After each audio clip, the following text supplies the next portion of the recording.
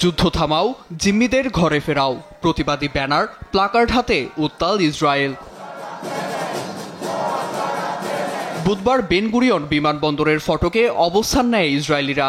প্রধানমন্ত্রী বিনিয়ামিন নেতানিয়াহুর new York সফরের আগে তারা বিমানবন্দরে বিক্ষোভ দেখান।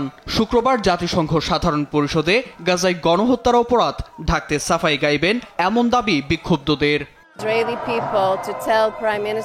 নেতানিয়াহু জাতিসংঘে একান্তই নিজের পরিকল্পনা তুলে ধরবেন। জিম্মিদের বাঁচা মরা নিয়ে তার মাথা ব্যথা নেই, কিন্তু জিম্মি, নিরীহ ফিলিস্তিনি আর ইসরায়েলি সেনা, আমরা সবার নিরাপত্তা চাই। বিশ্বকে জানাতে চাই ইসরায়েলের সাধারণ মানুষ যুদ্ধের সমাপ্তি চায়।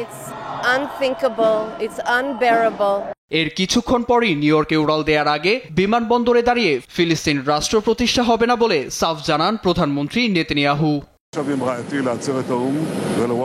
জাতিসংঘের মঞ্চে আমি প্রতিরক্ষা বাহিনী ও ইসরায়েলের প্রকৃত সত্যটাই তুলে ধরব। যেসব নেতারা হামাসের মতো সন্ত্রাসী, ধর্ষক, হত্যাকারীদের ভূখণ্ড স্বীকৃতি দিচ্ছে তাদের বিরুদ্ধে প্রতিবাদ জানাবো। এছাড়া যুদ্ধের অগ্রগতি নিয়ে ট্রাম্প ও অন্য নেতাদের সঙ্গে আমার আলোচনা হবে। জাতিসংঘ ৮০তম অধিবেশনে এক প্রকার ইসরায়েলি আগ্রাসনের প্রতিবাদ ও নিন্দার মঞ্চ বানিয়েছে বিশ্ব নেতারা। বুধবার দ্বিরাষ্ট্র বাস্তবায়নে জোর দেন ফিনল্যান্ডের প্রেসিডেন্ট আলেকজান্ডার স্টাব, কলম্বিয়ার প্রেসিডেন্ট পেট্রো লাম্বাস্ট। বিশ্বের উদ্বেগ উৎকণ্ঠা পিষে উপত্যকায় আগ্রাসন চলছে ইসরায়েলি প্রতিরক্ষা বাহিনী IDF এর। বুধবার গাজা সিটি, খান ইউনিস সহ পার্শ্ববর্তী এলাকায় হামলায় ঝরেছে আরও অনেকের প্রাণ।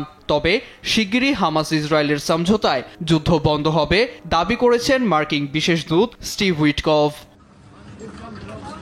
নীরব দাস, নিউজ ডেস্ক, দেশ টিভি।